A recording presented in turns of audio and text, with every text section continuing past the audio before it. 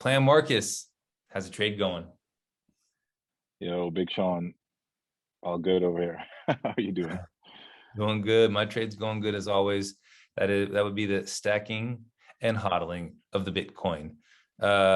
So just let everybody know this is Bitcoiner's Guide, episode 8. We're your host, Big Sean Harris and Plan Marcus. This is the show that we wish we would have had when we first started learning about Bitcoin. So what? We made one for you. If you're first learning, or if you are, getting a refresher on the same old topics that you want to hear about, this is the place to be. It's the place to listen about Bitcoin, and maybe we can help you either get orange pilled or help orange pill a friend of yours. So let's. Sean, Yes. my wife the other day is like, "What is orange pilling?" What did you tell her? Did you get I, did you tell her the real orange pill, or did you tell her a little fun loving orange pill, the one you were talking about? she just pointed out to me that we needed to be more aware of using all this gibberish jargon, insider speak terms that none of the normies understand. So I thought I'd pay more attention to Okay, I don't even know what a normie is, so we gotta stop there. A orange pill just means when you've done that 100 to 1,000 hours of studying what Bitcoin is, and you realize that is the only option. There's a guy named Bitcoin Tina, and Tina stands for there is no alternative. And that's how I look at what orange pilling is. When you finally realize, oh wow, the dollar is fraying, and Bitcoin, there is no other option. Not stocks, not bonds, not real estate, not even gold. The gold bugs would make you believe we're going to go back to gold. But that makes no sense because that just ends up back in fiat. So when you realize that Bitcoin is the only option, then you're fully orange pilled. Is that a good explanation? Sure. Well said. Maybe it's too much. All right. Timestamp and price stamp. Currently, it is 11:02 on a Monday evening in the beautiful Canary Islands. Bitcoin's current price is $40,000 and some change, up 1.47% in the last 24 hours. All right, I'm gonna stop doing that. Well, maybe I won't. So Bitcoin's price has been doing this thing where it just sits at like 40,000 and change for the last who knows how long. It dipped down to 39 or so. And we're gonna talk about price a little bit later on. Today's topics, we have the Bitcoiner's Guide tip of the week. We brought it back, sponsored by nobody. So we're still waiting on a sponsor for that. Maybe mfmerch.com could sponsor that one of these days. And we're gonna get into the news of last week. Last week the CPI came out. We know it's kind of old news already. There's also apparently Bitcoiners are psychopaths. So we're gonna dive into why that is true or not true, and we're gonna get in a few more things as well. Maybe we'll talk about Elon Musk buying Twitter, food shortages on the rise, Jack Dorsey's NFT, and Ethereum getting pushed back, and why those things matter in the world of Bitcoin. So with no further ado, let's get into the Bitcoiner's Guide tip of the week. This week, I wanted to talk about something that had been on my mind, and something, if Marcus's wife is listening, and I'm sure she wants us to explain things just like I want us to explain things. Something that we talk about all the time in Bitcoiner jargon is high time preference and low time preference. So traditionally, in economics, there's something called the time value of money, and that's just traditional time preference. I remember taking a class called corporate finance in college where they spoke about time value of money. And essentially what it comes down to is in a system like the dollar, where the dollar has inflation year over year. There's always inflation. There will always be more money printed. And normally the Federal Reserve, the central bank of the United States, tries to keep inflation. They have a target of about 2% per year. And so the time value of money, all it means is money now is worth more than money later.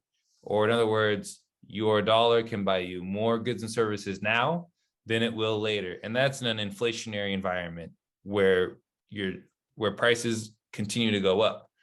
So that's the traditional term, the traditional definition, if you're an economist, on what time value of money is. Bringing that back to, okay, well, what does that mean to me, like as a person, or even in Bitcoin? In Bitcoin, we talk about high time preference versus low time preference.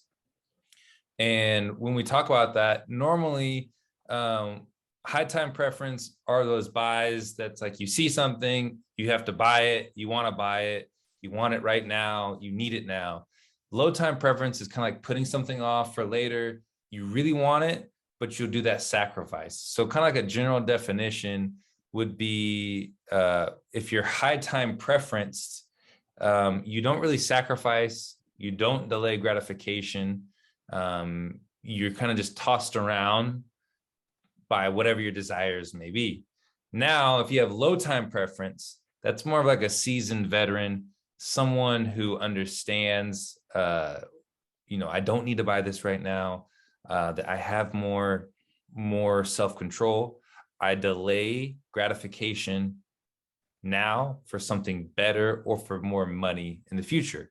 And that's kind of what long-term investing would be. And in terms of Bitcoin, it's always great to have low time preference, because if you have high time preference, Bitcoin can be very volatile. It can drop, and you might panic sell, or might go up and you could think, oh, I'm this amazing, smart person, and really just have that low time preference, stay even keel, and stay on it. An example of high time preference versus low time preference in investing, which I wanted to cover this. And in Bitcoin, a lot of times people say like win moon, win Lambo. And so I thought of this example. Imagine you had $500,000 and you wanted to buy a $500,000 Lamborghini. If your high time preference, what you'll do is you'll take that $500,000 and you'll buy that Lamborghini right here, right now. You go buy it. But in 10 years from now, the price of that car more than likely is going to be a lot less, because, I mean, historically, when you buy a car new and you take it off the lot, it loses a ton of value, and you put miles on it and all this stuff. So you lose a lot of the money that you put in. You end up with a car that's less than $500,000, even though you still have that Lambo. It's a 10-year-old Lambo and you have less than $500,000.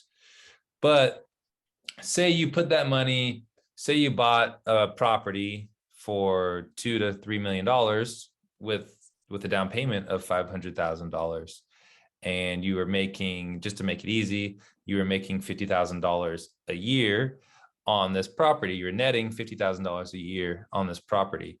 Well, over the course of 10 years, you could save up $500,000 and then go and buy yourself a Lamborghini from passive income.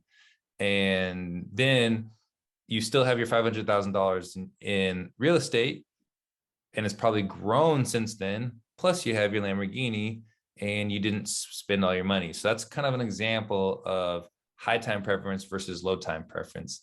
And in the Bitcoin world, it's super important to make that flip, make that switch to think more in a low time preferenced way. Marcus, when you're thinking about Bitcoin, how do you kind of wrap your mind around high time preference versus low time preference? Yeah, good question.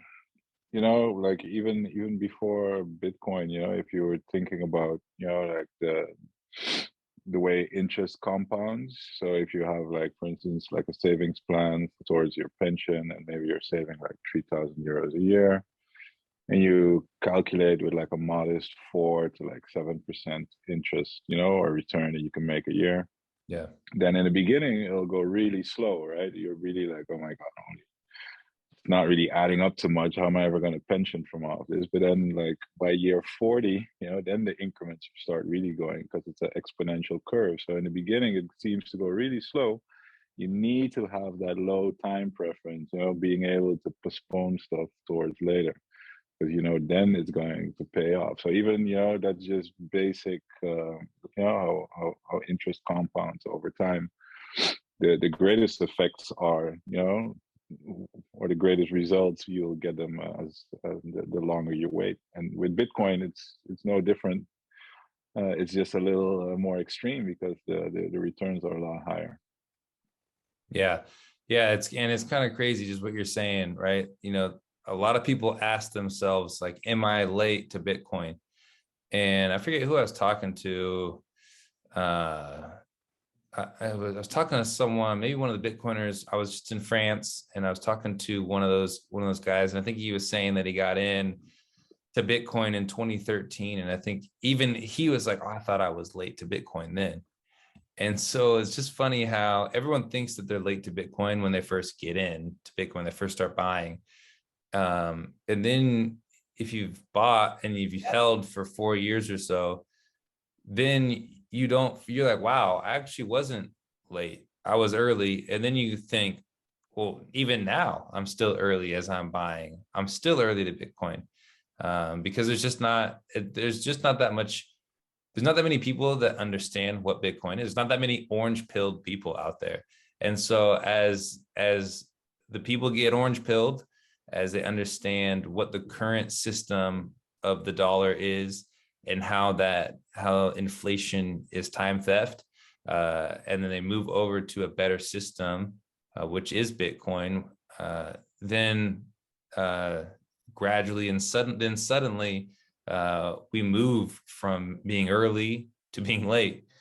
So we're still early in Bitcoin, but as you invest now or as you save your money in Bitcoin now, then as the time moves on, you realize, wow, those buys that I was making back in 2022, those are really paying off for me in 2030. You know, those are really paying off for me in 2040.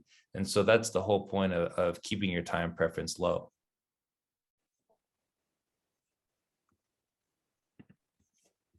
That's the way it is. I was here in the meantime looking for this tweet because you mentioned people saying they always feel like they're in late. Yeah. Um, there were two great tweets I saw about that today. One was Adam Back, who thought he wrote a post on Reddit saying how he needs to get out of being a noob to the Twitter to the Bitcoin space.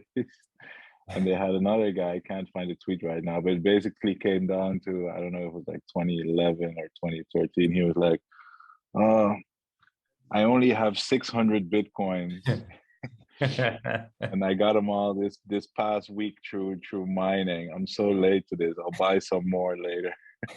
600 Bitcoin. It's only 600. Yeah. Yeah. And if you realize that at some point, right, like in like the last couple of blocks right now, we're mining 6.25 Bitcoin per block. So every 10 minutes, 6.25 Bitcoin. Yeah, Yeah. the last in like about 100 years, we're going to be mining just mere sats per block. You know, it'll Yes. just be like 50 sats, 25 sats. It'll be crazy. And it'll still be profitable for the miners. Yeah. And So saying then if you're a whole coiner that you have 100 million sats, that'll be insane to a lot of people. exactly. And that's what's interesting is, you know, the total addressable market of Bitcoin, and you and I were talking about this before we started recording, is the whole world, every single person in the world. And so when you have 8 billion people living here, 21 million Bitcoin, and Bitcoin's only sitting at 40,000 and some change right now, it's like if you just started stacking today, you might be able to stack full coin depending on what your income is, how much you could save, and how much you could really try to stack hard. You might be able to get a whole Bitcoin, and that would be insane because there's only going to be 21 million Bitcoin, and there's 8 billion people. So it was never meant that there was no way that everyone would be able to have one whole Bitcoin. But if you can get into it now when it's still early, you have that chance. And that's what's great about getting this information, getting it now before the whole world finds out about it. Because once people really start to understand it, the run on Bitcoin is going to be insane. Yeah, we were running the numbers for a little bit, right? And if you look at like the total amount of like UTXOs or unspent transaction outputs, which are basically The transaction. I hate to say that way, like addresses on the blockchain. Yeah. There's like 81.5 million of those on chain. So we know that there's no more than 81.5 million persons using the blockchain that are actually holding Bitcoin in a on-chain wallet. So it's not counting the hundreds of millions of people who own some form of crypto and are just have an account with their exchange and leaving their assets there with exchange. Now, why do you need to use the on-chain wallets?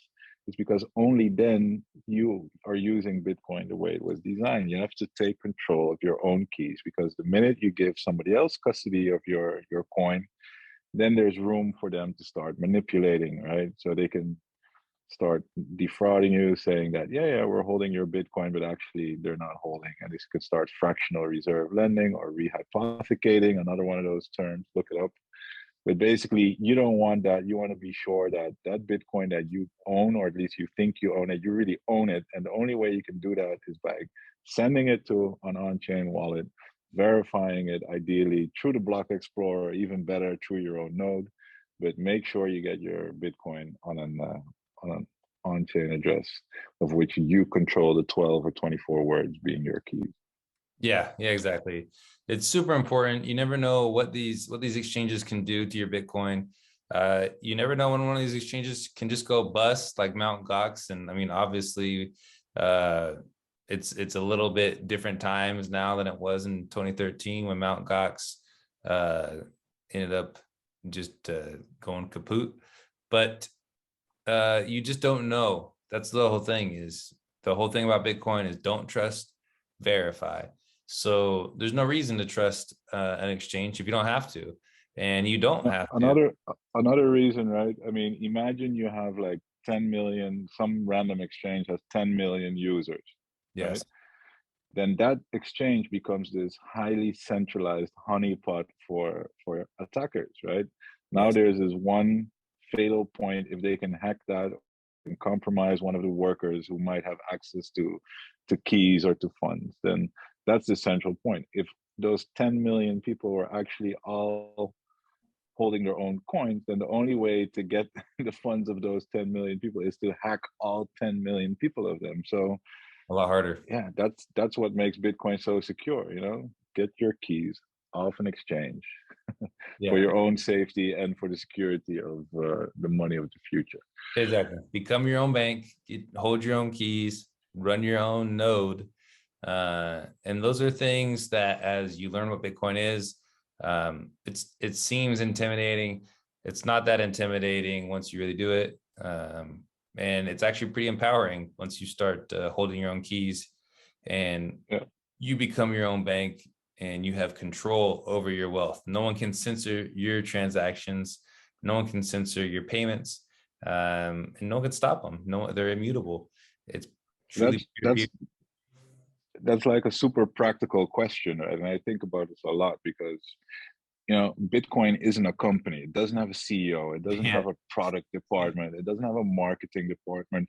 If it would, there would be a big focus on, all right, we've got to, like um, make sure that people can onboard very easily. But now we've got this wide range. We tell people they need to self custody, get a wallet, And then I got a question on Twitter, like, but I want to know how. And then I'm like, okay, well, there's a lot of different wallets. So, you know, you've got the hardware wallets, you've got the mobile wallets. You can even do like a paper wallet if you want. There's so many options. And because there's not a company who's saying, look, this is our product, use this.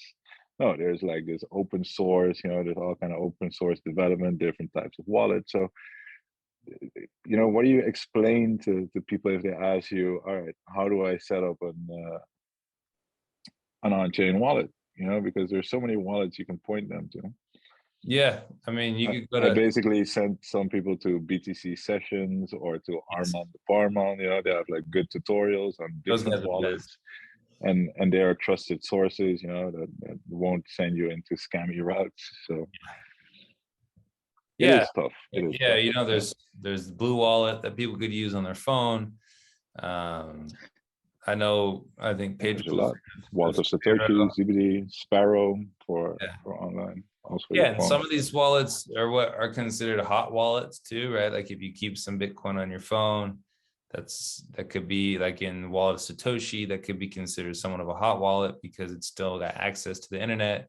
I know Armin the Parman, he's a big fan of what are called air gapped wallets, which are no access to the internet, never touch the internet.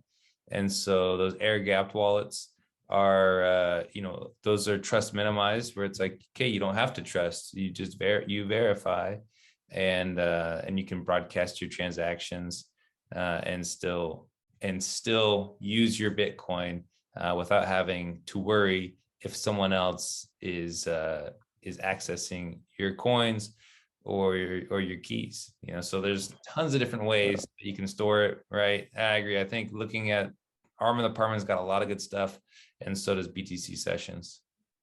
Yeah, and it is pretty magical, you know, if you only keep it on an exchange, and you know, start out small. Just make like download the Blue Wallet on your phone, for example. You create a wallet, you generate a QR code to receive funds on. You use that QR code from your exchange to send yourself some Bitcoin, you know, and just send like $5 or $10. You know, like don't go crazy. You know, it's learning money to see your first transaction. Then you actually see it show up in your wallet. Then the next exercise that's fun to do is now just uninstall that app, delete it, obviously, after you've backed up your wallet with your 12 or 24 words, and then try reinstalling it on a different phone or on the same phone or with a different wallet. Put in those 12 or 24 words again and magically watch your Bitcoin reappear. I mean, that gives you a lot of self-confidence that Yes. this stuff really works, you know, and to grasp it a little bit more conceptually, like how does sending and receiving Bitcoin actually works with these QR codes. And just by doing it is usually the easiest way for people to feel it and to get it. And it goes like, Yeah. this is kind of cool. Yeah. Yeah, and again, like this stuff sounds technical. It sounds really overwhelming. It's not. This is once you just do it, or if you have someone that can help you, or you don't even need someone that around. Like you can literally look up these tutorials. BTC Sessions does all this stuff on YouTube. He's super good, and those two guys honestly have written articles or done tutorials on YouTube about a ton of this stuff. I know Matt Odell has a lot of resources as well. So it seems overwhelming because it's just something different. Normally you're used to trusting your bank or having your your password sent to your email, you forget it, then this trusted third party will send you a new password or will send you a link to create a new password that you forgot. Your keys don't work that way. Your keys work. You need to have personal responsibility. You become your own bank, but in becoming your own bank, yes, there's more personal responsibility, but also at the same time, it's more empowering because no one can devalue your money. No one can inflate away your wealth. No one can stop you from making a transaction. It's all peer to peer. There's no centralized third party that can stop you. You are the one that makes those transactions. And there's not a thing that any government, that any CEO, that any big business, that any big pharma can do to stop you. And that's what makes it so empowering. Making these on-chain transactions, it feel pretty good. And there's not many things that are quite like that. Yeah, absolutely. And a government can easily shut down your exchange if they give the order. So take it off there. Make sure nobody can steal that stuff away from you. Exactly. All right. So that is the Bitcoiner's Guide tip of the week, sponsored by nobody. And but that's high time preference versus low time preference. And we went on a long route, but keep your time preference low. Keep your stacking goals high, everybody. What's been your most low time preference thing you did? My most low time preference thing I've ever done. It'd probably be something I still haven't done yet. Ooh, that's a great answer. Dying has been the most low time preference thing I've ever done, son. No, I don't know. That would mean that I'd want to die, so I don't want to die. uh I don't know. The most low time preference thing I meant like stacking sats.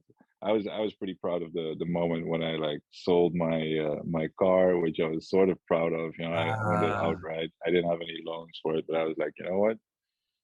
I'm just gonna sell this thing and buy Bitcoin with it and buy back a really small, clunky car for it. And I it's like paid that. off really well. I Yeah. guess last year I did sell my house and then I bought Bitcoin with it.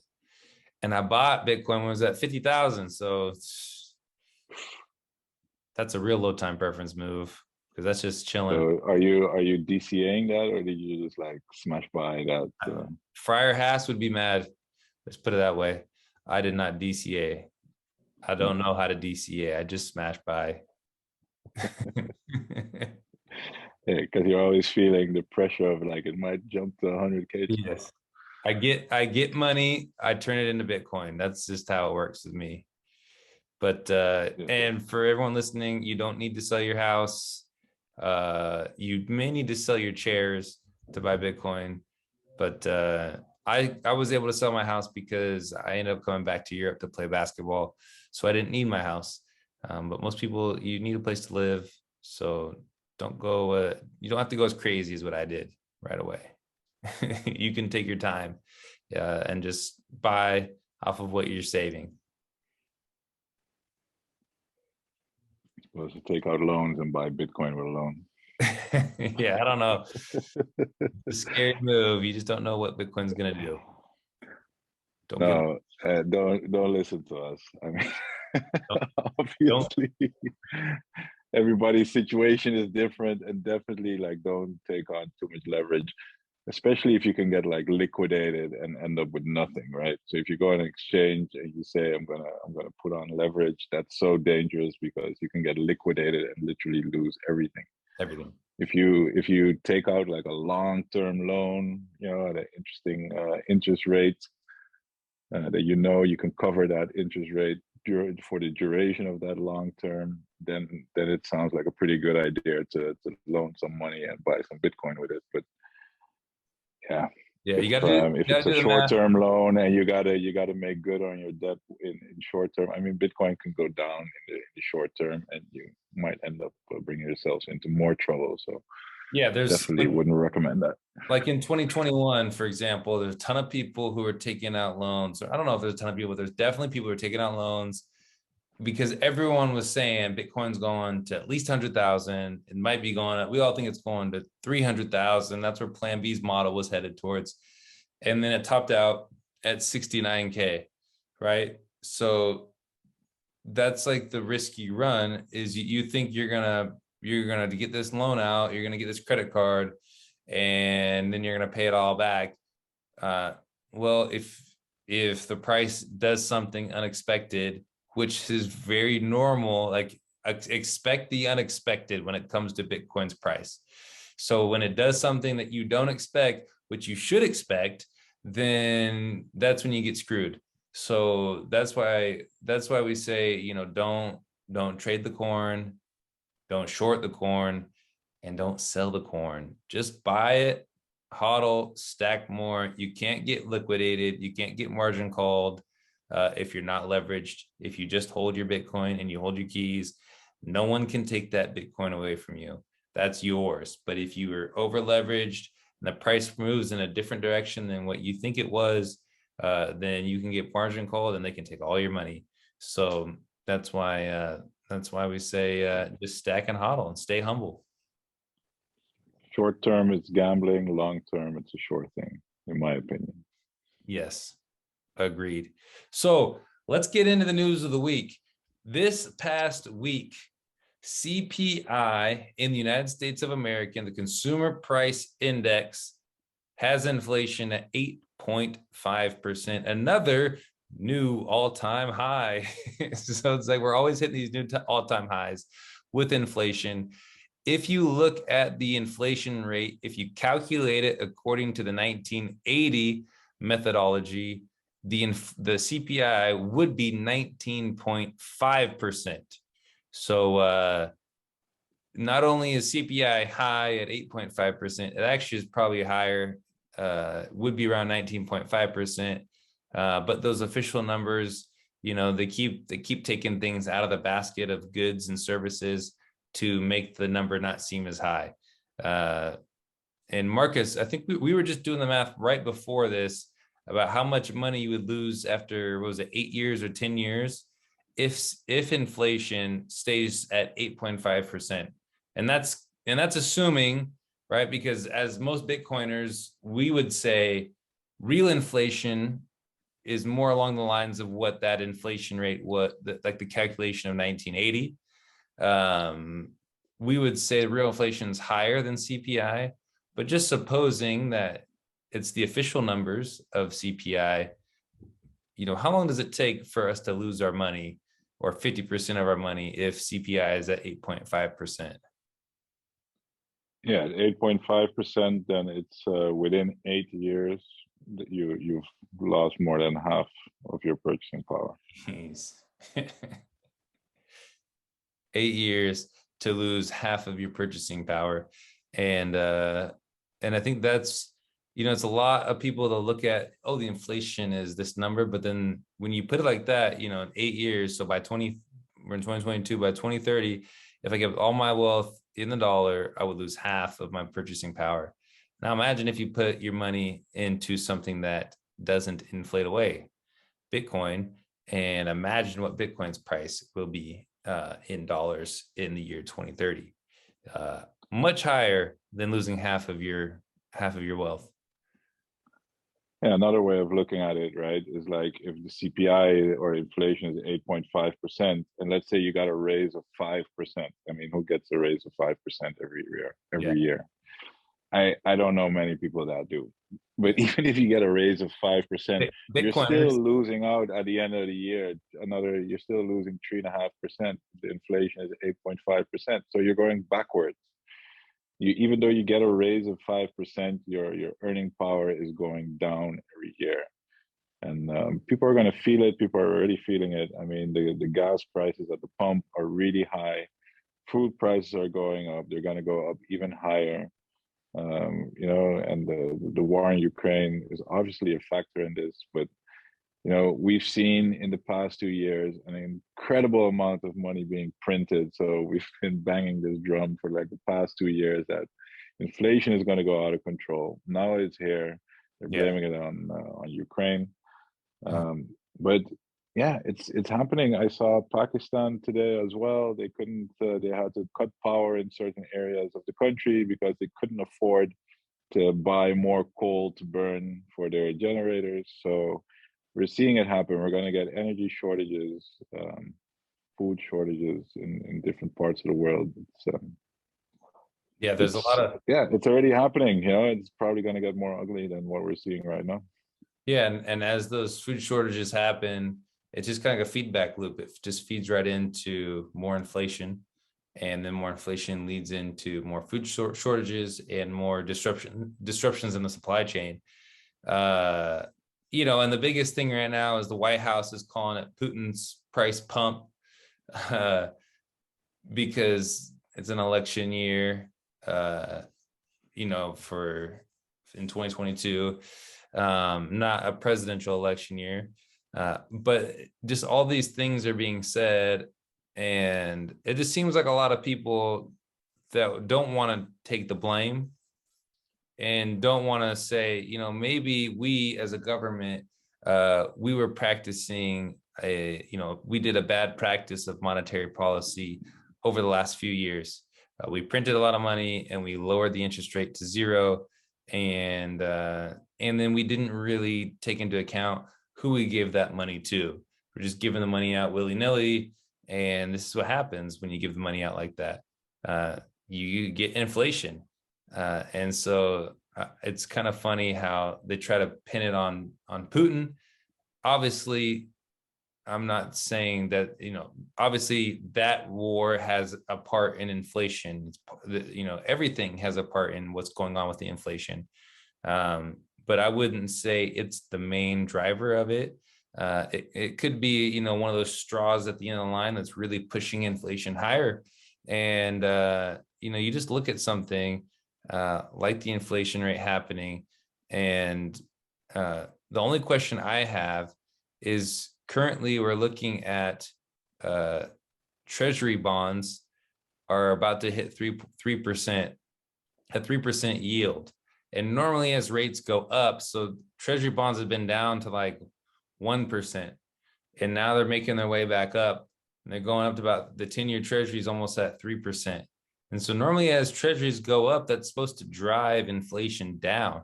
It has an inverse relationship. But these treasury rates are going up and inflation is going up at the same time. So it's making me think that the Federal Reserve is going to say, well, if we're not helping out with these treasury rates going up and inflation is still going up, then maybe they're just going to let this peak happen, and then they're going to drop the interest rates back down. And as they drop those interest rates back down, then inflation is going to run even hotter. So this is something that would be really interesting to watch. I know a lot of Bitcoiners, a lot of people are saying that inflation has peaked. It's going to drop now. It's just hard for me to see how we make how, with what we're dealing with right now, how does inflation peak and how do we drop it down? I don't know if you have any thoughts on how the Fed or how anyone else could make inflation drop from where we are. Yeah, honestly, I don't. I think for the listeners, what really helped me is just following some key accounts on Twitter, and I really can recommend like Preston Fish, Luke Yes. Roman, Lynn Alden,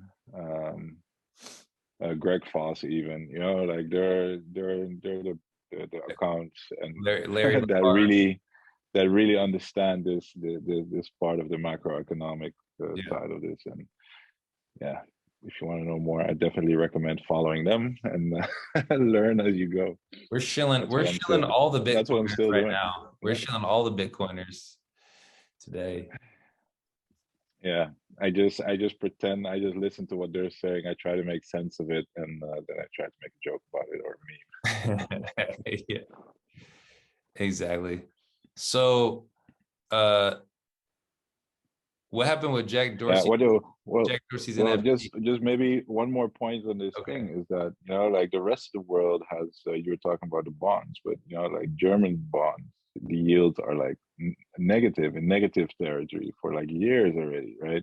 Yeah. The US has never gone negative, but I heard that they're like preparing this bill now that that they can go negative, and I'm not sure who mentioned it, but it was like, yeah, Bitcoin is not doesn't comply with this negative interest rate theory because it's impossible on Bitcoin or something. So that was pretty funny. I mean, I actually do remember, I don't know if it was like 2013 or 2015 when like Germany went negative for the first time, and Yeah. they were saying in the US, no, this is ridiculous, it could never go negative here in the US. And now they're actually preparing, with central bank digital currencies that they can deal with like negative rates. So yeah, it kind of shows how far at the end of the line we really are here. I mean, I have no idea, obviously.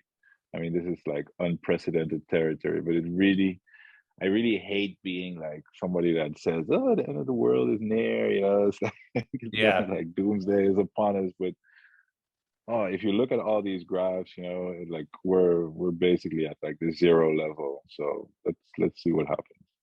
Yeah, I mean that's so clear when interest rates can't go above zero without the whole market going into a frenzy, or when we're talking about going into negative interest rates, which basically means for a bank to hold your money, you have to pay the bank to hold your money. So it's they're charging you as they hold your money, or if you buy a bond, uh, then you have to pay them to hold your money. That is what's insane about a negative interest rate. And that's what makes you think, okay, if interest rates go negative, it's just like those are the signs of a fraying currency. Those are the signs of a currency that's experiencing major pains and is going through something that may end up in hyperinflation. And thank goodness we have Bitcoin, because it is the exit from the system. It's an exit from inflation.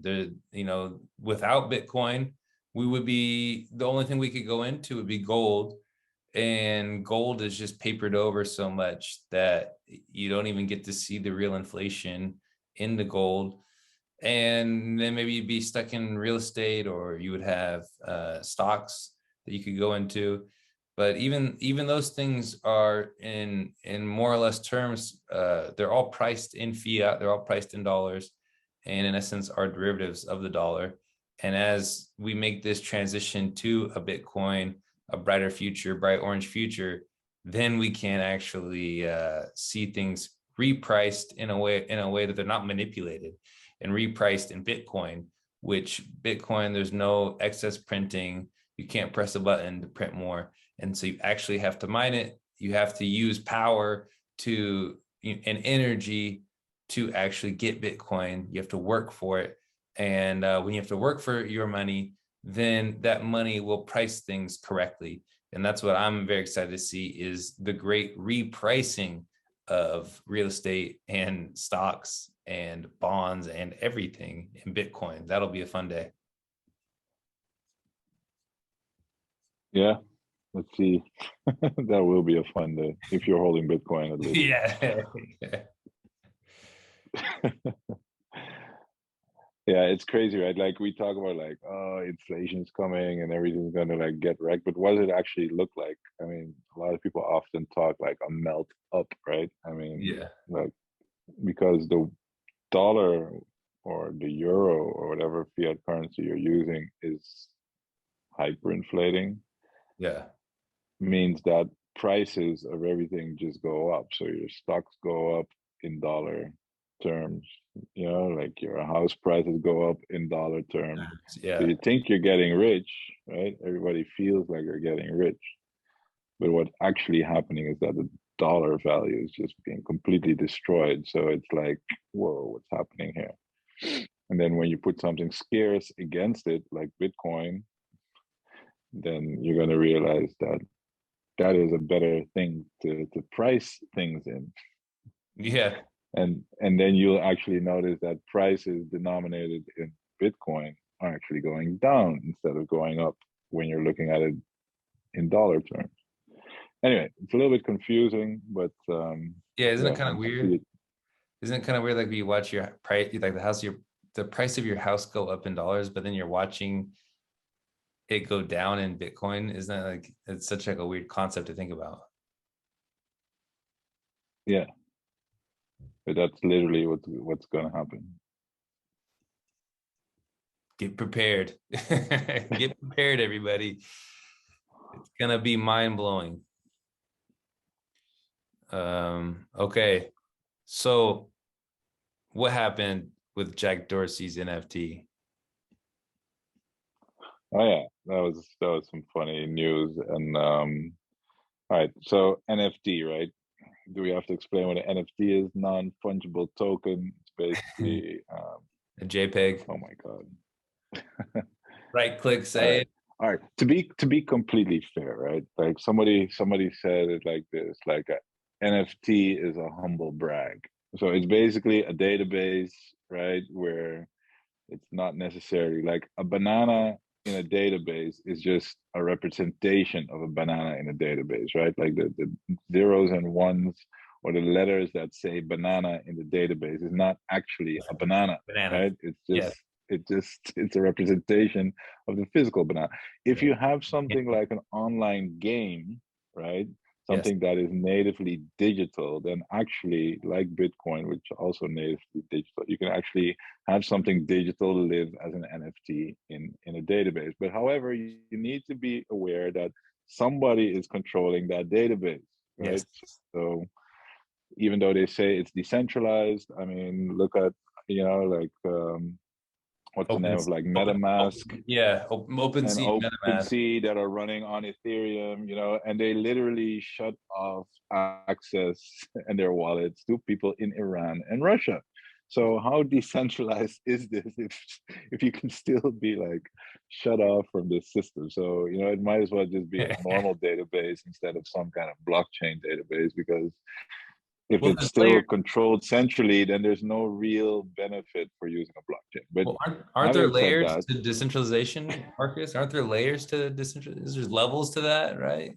yeah, it's not like a zero or one, but the minute you do have a central power who can just like delete or block users, then it's simply just not decentralized, right? Yeah, It's exactly. pretty close to being like, but yeah, this NFT. I mean, obviously, a lot of new people have no idea about decentralization, and is it really immutable? Or is it really uncensorable? Is it really that decentralized?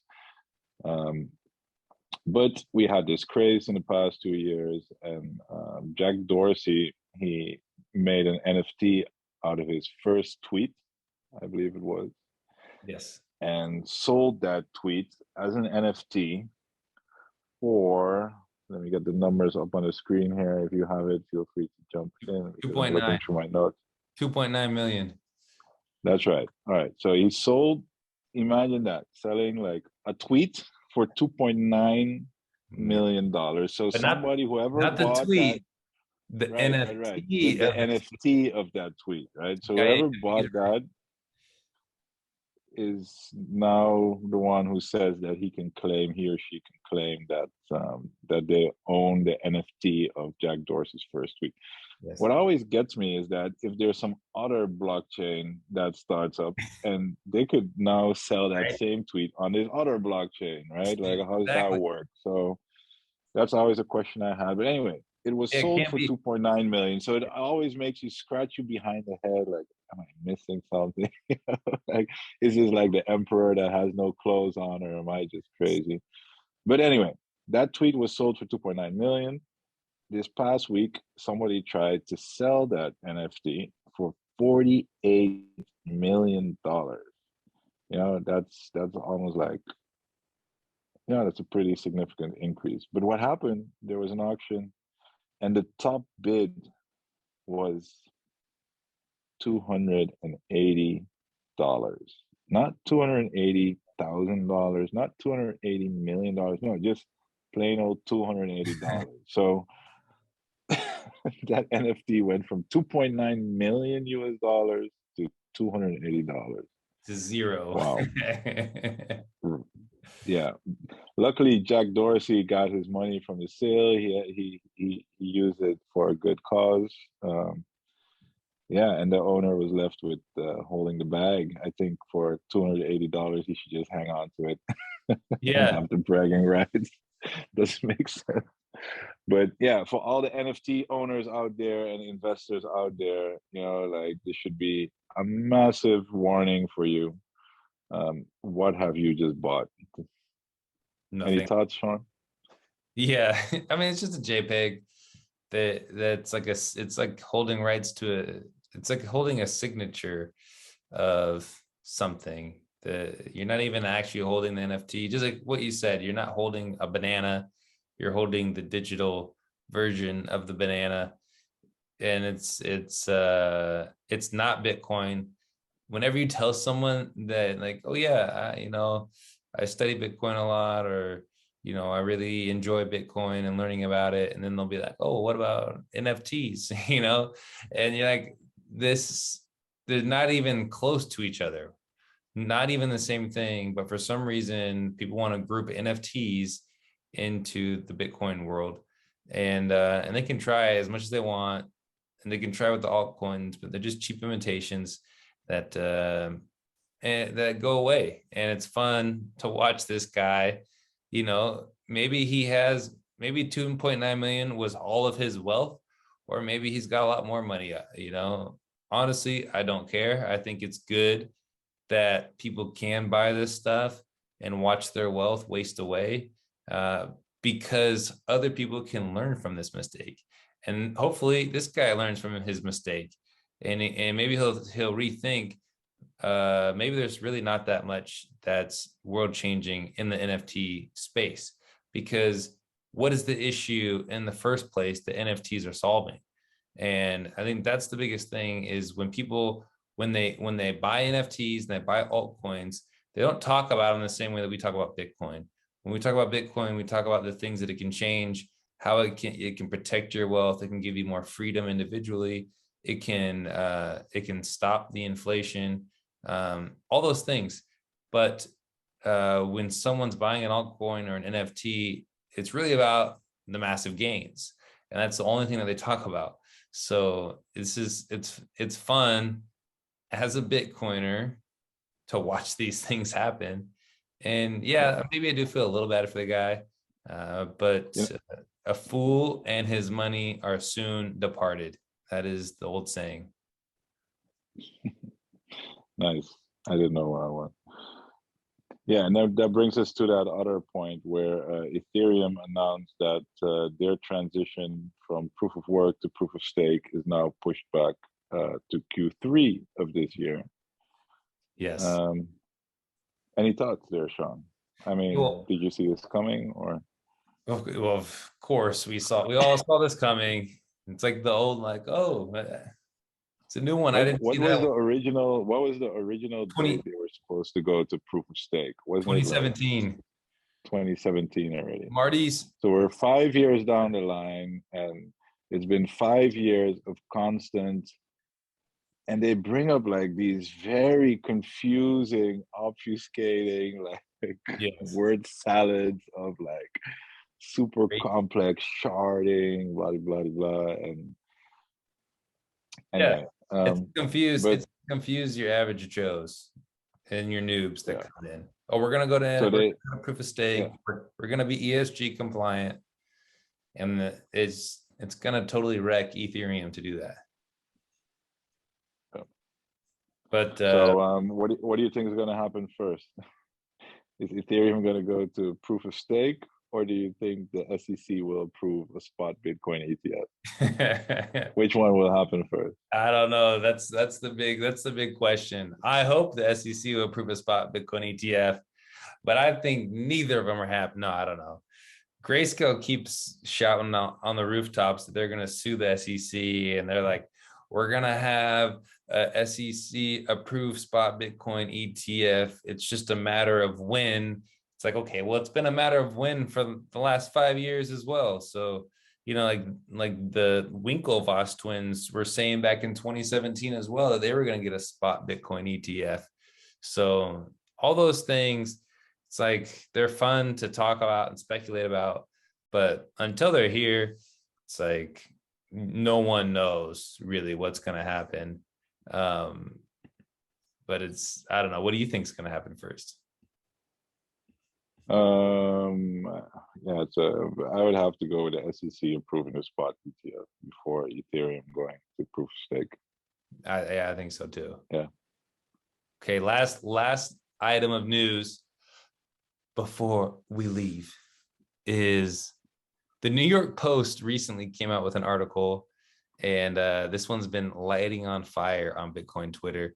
It's called "Bitcoin Fans Are Psychopaths Who Don't Care About Anyone," study shows. So they did a study to find out if Bitcoiners were psychopaths. And let me read a little excerpt from there. It says the average Bitcoin investor is a calculating psychopath with an inflated ego, according to scientists. A team of experts recently surveyed more than 500 people to uncover the personality traits that are most common among crypto nuts. Wow, we're the psychopaths. They identified that many investors exhibit signs of the dark tetrad, a group of four unsavory traits made up of narcissism, Machiavellianism, psychopathy, and sadism. In plain English, that means that dark or evil, exactly. It means that dark tetrads have an inflated sense of self-importance and derive pleasure from the pain of others. I guess I did say I liked watching this guy lose his money in NFT. They also find it difficult to empathize with others and are sly and manipulative. So Bitcoiners are psychopaths. Don't listen to a word we say. Who did the survey, Sean? Who are these researchers? You know better than I know. No, I don't. I read it. I read it a couple of days ago, but I already forgot. Wasn't it like some University of Massachusetts or the it it looked like it says the study lead author is Dr. D. Wang. Let me see where it was from. Maybe we'll have to put that in the.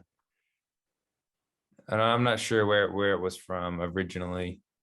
The okay. article was written by Well, a guy named Harry Petit.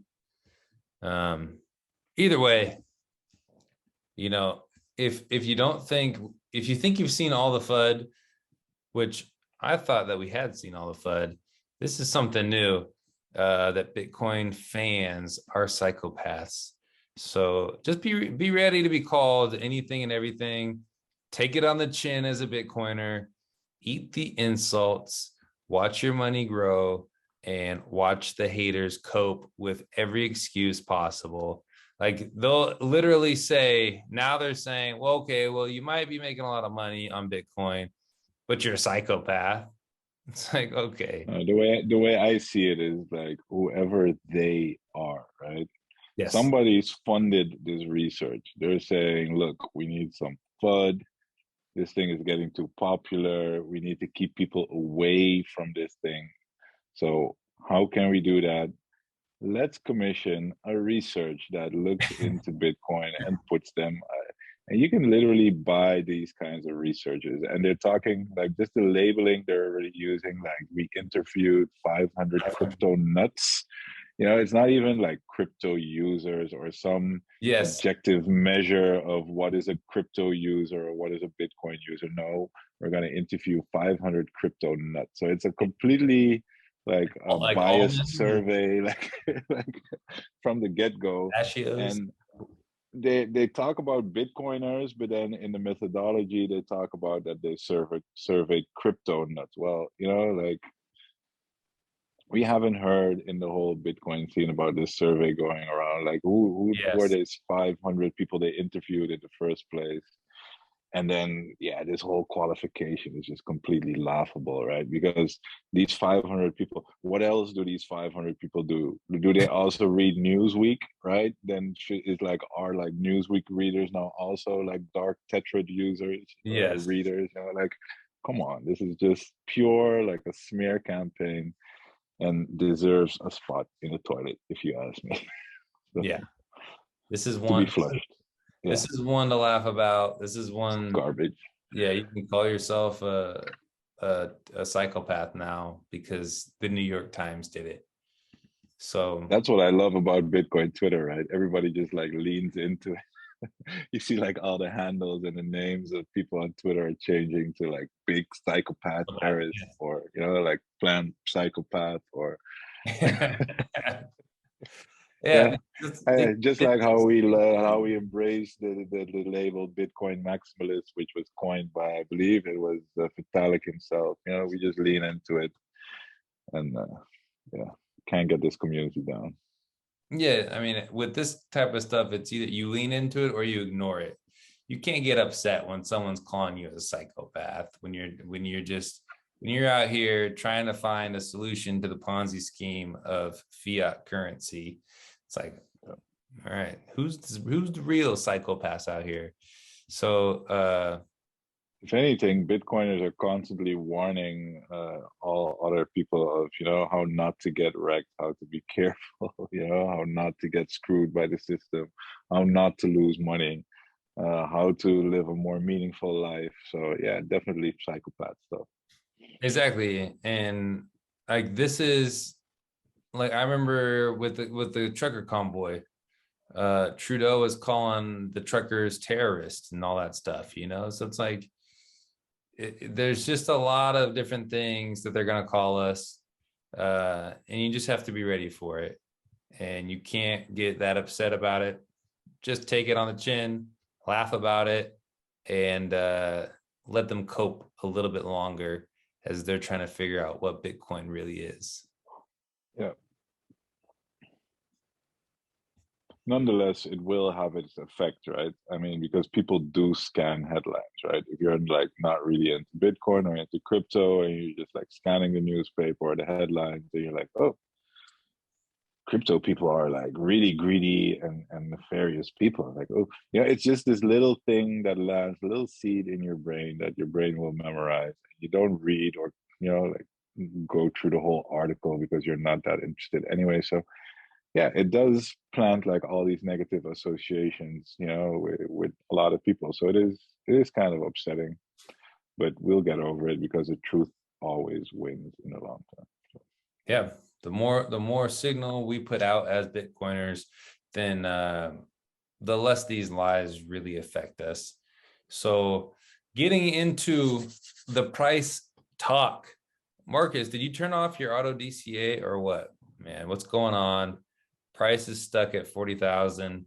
I'm blaming you. I don't know what you're doing Yeah, over there in Holland. Seems like you're yeah. out of Don't blame me. I No thought the way. whales. I My thought my whales few affect the my price. few my few sets won't make a ripple in the price. Yeah, I've been hearing some talk about that it's like tax season, that people are having to sell some corn to pay off taxes. That is a typical time. We also just had the Bitcoin conference, so traditionally they also say that all the Bitcoin whales that go to the conference, they stack a little less after they get their credit card bill from their trip to the conference. They had to spend some money On the what is bar it, tabs. hotels, flights, bar tabs, and other forms of entertainment and food. So who knows? There might be something to that. I believe there's also some Wall Street wisdom that says something like "sell your winners in May" or something, because by the end of May it's always like this big turmoil in the general market sentiment. Who knows, right? These are all things that are more like proverbial than that there's any truth to them. Yeah, what are your thoughts, Sean? Uh, I just don't know if I can trust Bitcoin's price anymore, and I'm just so disillusioned by what it's doing. No, I'm still bullish. I'm still bull. I don't care what the price is doing in the short term, to be real. And I just look at it like I always say every week. These are cheap stacks, cheap sats to stack. And yeah, probably there are some people out there selling some Bitcoin because they went to the conference, bought a little bit too much. Um, that's their loss and our gain. And there's probably some other people that they're selling the winners to buy the losers, otherwise known as diversification. Again, their loss and our win. We'll pick up those cheap sats for them, put them in cold storage for the next 100 years, and pass those on to our generations. But yeah, I would say the price sitting around where it is.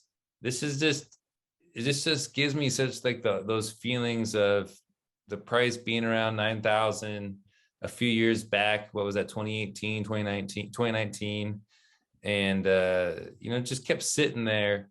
at 9,000 for the longest time, and maybe it would pump up above 9,000 or pump back below or drop back below, and it's doing the same thing now. Sometimes it'll pop up to 45, and then other times it'll go down to 38.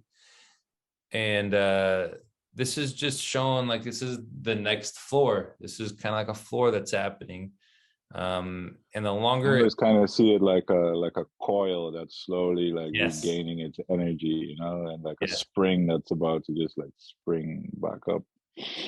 yep. The longer this thing coils down and coils down into that 40K range, then it just pops even stronger because it's just Also, building I, that floor level. yeah, also I just see that if you look at the fear and greed index, right, that which shows like the market sentiment of like Bitcoin holders and crypto holders, you know, are they afraid? Are they getting greedy? Last week we already had fear in the market, and now this week we're at extreme fear. So those are usually the best times to buy. I mean, it might go down a little bit more, but you know, in hindsight, you always want to, you know, start stacking just a little bit harder when we go into the extreme fear territory, because after extreme fear comes extreme greed. So Yeah, looking forward to seeing it flip back to the other side. what's crazy is like how this is just goes back to the beginning. High time preference versus low time preference. It's just pretty amazing to me. Like if you have a low time preference mindset, not only do you think about things in the future, but you also look backwards, right? You take this back like 4 or 5 years and you go, wow, Bitcoin, 5 years ago was like at $1,500, or 4 years ago, in 2018. I'm not sure what it was around, but probably around 6,000 or so dollars. So, but so you think, okay, 4 years ago, 5 years ago, the price that it's jumped up to has been a big jump. But people look at it from a year ago and go, a year ago, it was sitting in the 50,000 range. And now it's sitting in the 40,000 range. And people just like, it's really hard for people to look at like like to zoom out. But as you zoom, but if you, it's like the high time preference, also this, like the news and the media looking at Bitcoin the way they do in the high time preference viewpoint of, wow, it's sitting at 40,000, that actually helps Bitcoin as well in my mind, because now people look at a $40,000 Bitcoin and that's just normalized. Like it's not like, oh wow, like if you zoom out, you go, wow, $40,000, that's a big price jump. That's a big price for Bitcoin if you zoom out. But if you're zoomed in, you go, wow, this is a low price for Bitcoin. And so if you look Yeah. at it that way, then it's like, well, this is the floor level for Bitcoin, and this thing is going to go up again. We all know it's going to go up. So this is a great time to buy, which you will hear me say it's always a great time to buy. So I'll always figure a way to make it sound good to buy Bitcoin. But this is really a good time to buy Bitcoin. Yeah, I don't know, man. All I can think of is like it's just not if, but when Bitcoin is going to go to $1 million and way beyond, right? It's going to go to Yeah. 10 million, 100 million, because dollars are just infinite. But you know, the timing part of it is hard. I mean, if you know it's going to go over like $1 million, then what the hell is $40,000 or Yeah. $35,000 or $45,000? Just buy as much as you can. You know, make a plan how you can save a little bit more every month so you can buy just a little bit more Bitcoin every month, because it's going to pay back like literally 100-fold in X amount of years. So it's a no brainer. Yes. Get that coin. Yes, sir. Get the coin. Stack sats, stay humble. Perfect. Well, All right. that wraps up for today's episode. Before we leave, we want to mention, come watch the Meme Factory podcast this Thursday at 7:30 p.m. live. We have Bitcoin Becca, the woman who goes the hardest on Bitcoin Twitter. Do not miss this episode. Also, remember, what you see here, what you hear here, when you leave here, don't just let it stay here. Here. Please share our episode if you learned something today, or if you found this information helpful or entertaining. Help us out, like and subscribe, leave a review, leave a comment. Let us know what you liked, what you didn't like, what you hated. We want to know. As for Bitcoiners Guide, episode 8 from Plain Marcus and Big Sean, we're over and out. Peace. Later. Much love.